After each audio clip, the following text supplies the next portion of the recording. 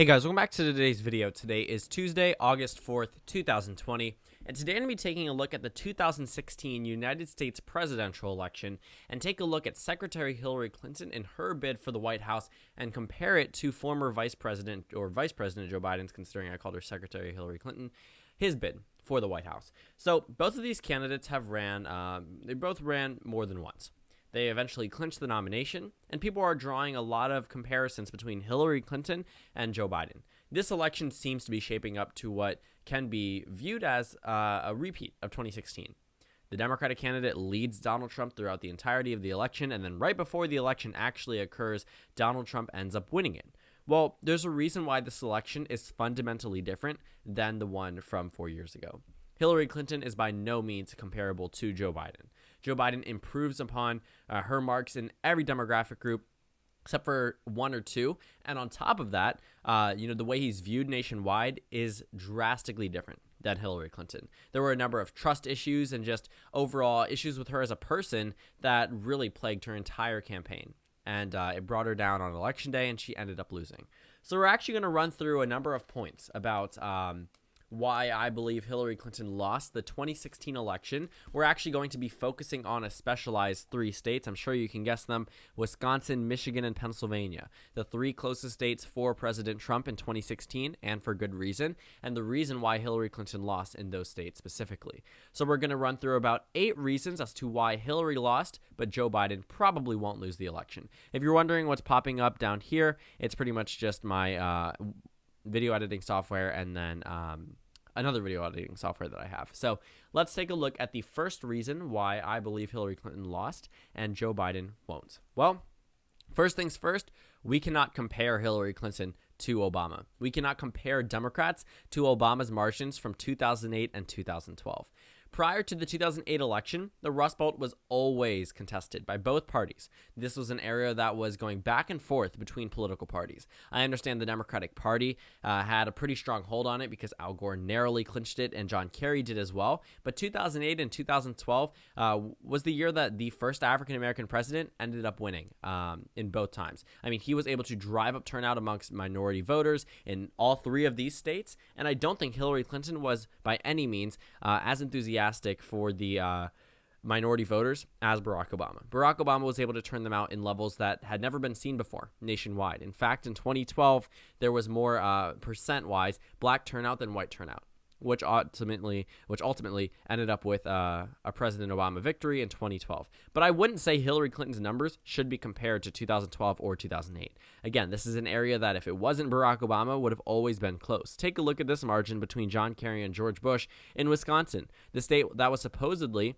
the furthest leftward prior to the election in 2016 out of all 3 of them. Wisconsin, very narrow in 2004. In 2000 as well, very, very close, less than a percentage both times. And then we hit 2008, and obviously this was a landslide victory for Barack Obama. He flipped Indiana, he flipped Virginia, he flipped North Carolina, a number of solid GOP states. 2012, he retained many of those Democratic states from 2008, and then 2016 rolls around, and we're all expecting Hillary Clinton to pull a Barack Obama and dominate Donald Trump in these states. That never really made sense from the start. I understand Donald Trump wasn't popular, but neither was Hillary Clinton, which is the next thing we need to go into. I think Joe Biden has a very similar, appeal to minority voters that Barack Obama has. Number one, he's obviously his vice president. I understand Hillary Clinton was closely tied to the Obama administration, but not for good reason. She was closely tied to the scandals of the Obama administration, which arguably you could add on to Joe Biden, but at the same time, they already attacked Obama for this in 2012. They already attacked Hillary for this in 2016. It'll get very redundant amongst the American electorate if they started to attack Joe Biden on things from the Obama White House. Joe Biden can definitely use the things from the Obama White House to attribute to his campaign, but if the Republican Party goes on the offense against Obama, it's just going to sound redundant because that's exactly what they've done for the past 12 years in presidential elections, and they don't want to make that 16. So 2016 Wisconsin presidential election, I think this race was always supposed to be close. I think the Democratic Party really overestimated their support in these regions. They really counted on the exact same voters that voted for Obama, that for some of them even voted for a Democrat for the first time in their lifetimes to retain for Hillary Clinton, and I think that was mistake number 1. We also need to go ahead and take a look at Hillary Clinton's approval rating. On Election Day, she was not approved of by any means. She had a 42% approval rating and a 54% disapproval rating nationwide. Overall, an unfavorable favorability nets of 13% nationwide, negative 13% nationwide. And, Donald Trump at that point in time, I'm not going to go back there because they do still hold favorable/unfavorable polls, so we'd have to go back 4 years. But, Donald Trump wasn't exactly approved of either. But when you take a look at those voters that were disapproving of both Hillary Clinton and Donald Trump won that group by 17% nationwide.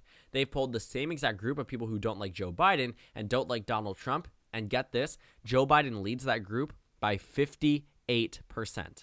58%. Trump won it by 17% 4 years ago. 58%. Now, I understand the electorate definitely has narrowed down given that Joe Biden's approval rating is a lot different than Hillary Clinton's. The most recent poll from Fox News shows him at a positive net 9% nationwide, but an overall spread of -2, which is very different from Hillary Clinton's negative 13%. Joe Biden isn't deemed as unpopular as Hillary Clinton. His favorability rating hovers around the same as Hillary Clinton, just improving on her margin. But if you look at the unfavorability rating, it's nowhere near Hillary Clinton's because Hillary Clinton was a very hated figure nationwide. The same cannot be said about Joe Biden. Joe Biden really wins over a lot of those voters because he seems very genuine, and that's something that Hillary Clinton didn't. That's my third reason, actually, that Hillary Clinton didn't exactly have a genuine feel to her entire campaign. For whatever reason, in the white working class region of the Rust Belt, a billionaire was able to appeal to these voters more than someone who really was not born into any type of wealth. Hillary Clinton really had a very successful life story. Now, Donald Trump, you could argue, did have a successful life story, but that wasn't on his own merit. You have to understand that Donald Trump likely wouldn't be in that position if he didn't have rich parents to begin with. And that's a very real reality. Wealthy people end up having wealthy kids who continue a very strong generation of, children that become wealthier and wealthier. And that's just that makes sense. It's how money stays within the family, I guess. And you can say, if you take a look at Donald Trump's entire life, a lot of things were handed to him. And somehow he was able to take that exact life story and appeal to these white working class voters, these voters that were bailed out by the Obama administration in Michigan, these voters that have been directly impacted by the economy, were able to a billionaire was able to appeal to them more than Hillary Clinton. And that really, really goes to the point that Hillary Clinton was not liked by any means of people in the Rust Belt. Even Democratic voters, they didn't really like Hillary Clinton. They thought she was the most electable, so that's why they put her in that position against Donald Trump. But if you take a look at the voters that even voted for her, some of them don't even approve of her. They were just voting for her because she wasn't Donald Trump. And I think that's one of the main reasons why it was very difficult for Hillary Clinton to be even liked, because nothing about her campaign really was about her own merit. Nothing outside of her experience. Nobody was really talking about Hillary Clinton's honesty, Hillary Clinton's genuine feeling during the campaign. Even in the debates, she came off very much like a politician. Even though she did have very good performances against President Trump, she didn't have that connection that previous Democratic candidates or Republican candidates had with the viewer across the screen. She seemed like a standard politician, and America was looking for something very different that election. So on top of her having a very bad approval rating, her disingenuous feel really pushed away a lot of these voters. And also, we have to talk about the lack of rallies in this state. If we take a look at these three states in particular, if we take a look at the areas in which Hillary Clinton spent more time in, or as much time as Donald Trump, we see a lot of recurring Rust Belt states. In the final 7 days of the Clinton campaign, she visited 8 states: Ohio, Pennsylvania, Florida, North Carolina, Nevada, New Hampshire, Michigan, and Arizona. She was only able to carry 2 out of those 8. For Donald Trump, he visited Colorado, Florida, Iowa, Michigan, Minnesota, Nevada, New Hampshire, Ohio, Pennsylvania, North Carolina, Virginia, and Wisconsin. He carried 7 out of those 12 states. So Donald Trump had a last-minute push in the Rust Belt, but what's notable that's missing from Clinton's last list in the final 7 days is Wisconsin. This is actually the largest margin of victory for Donald Trump in the Rust Belt. It was 0.77% in this state. Out of those 3 states, I mean, not just the Rust Belt itself. So Donald Trump visited Wisconsin. And it wasn't as if Hillary Clinton didn't focus it on the final week. That's not what ended her campaign in Wisconsin. If we take a look at the days spent since clinching the nomination on June 7th, we've passed June 7th, 2020, and I can guarantee it, the Biden campaign is focusing money on Wisconsin. Since June 7th, Hillary Clinton visited Wisconsin 0 times. 0. It's almost as if she thought that this state was safe, and a lot of people did. It goes back to my point, Hillary Clinton was not Barack Obama. She would not have that state in the bag. Barack Obama turned the politics bluer. He didn't all of a sudden win over these voters for a lifetime. It was only for his 2 elections. And that's something that really was fundamentally flawed with the Clinton campaign. Not only did they have lack of rallies in this state, lack of money spent in the states of Wisconsin, Michigan, and Pennsylvania. We'll talk about that as we move over past this. But if you take a look, she spent a lot of time in Pennsylvania. The DNC was held there. That state probably should have gone blue. If you look at Michigan, she only visited it 4 times and actually only focused on it in the final 2 weeks of the campaign because Donald Trump was making a play for Michigan. So Michigan, 4 times for Hillary Clinton since the nomination, 15 in Pennsylvania, but 0 in Wisconsin, 1 in Minnesota, 15 times in Florida, that went to Trump, 15 times in Ohio, that went to Trump, 15 times in Pennsylvania, that went to Trump, 11 in North Carolina, to Trump. Okay, she held Nevada, she held New Hampshire, she lost Michigan, she lost Iowa, she held Colorado, held Virginia, lost Arizona, held held Minnesota, lost Wisconsin, lost Georgia. Let's talk about,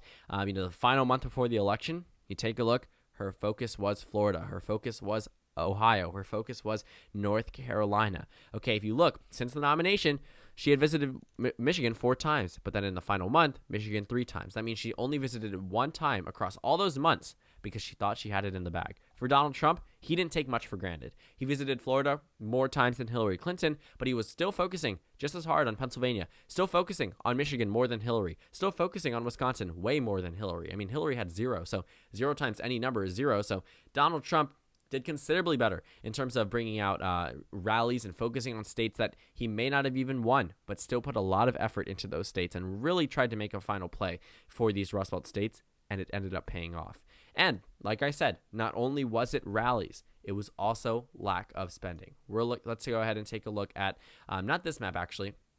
Let's go ahead and take a look at this map. This map gives us a general idea as to, where Hillary Clinton and Donald Trump spent their money in. So lack of rallies and lack of money is very important. But going back to the disingenuous feel, I realized I didn't discuss Joe Biden. Joe Biden is vastly, way more liked than Hillary Clinton, mainly because of the fact that he seems very genuine, and he probably is. If you take a look at the number of things that Republican senators have said about him, Lindsey Graham, countless members of Bush administration and people who even are serving Donald Trump have all praised Joe Biden at one point or another. They all really liked him as a person, and I think that's one thing that really works well with the American people. If you seem genuine, they're probably going to vote for you.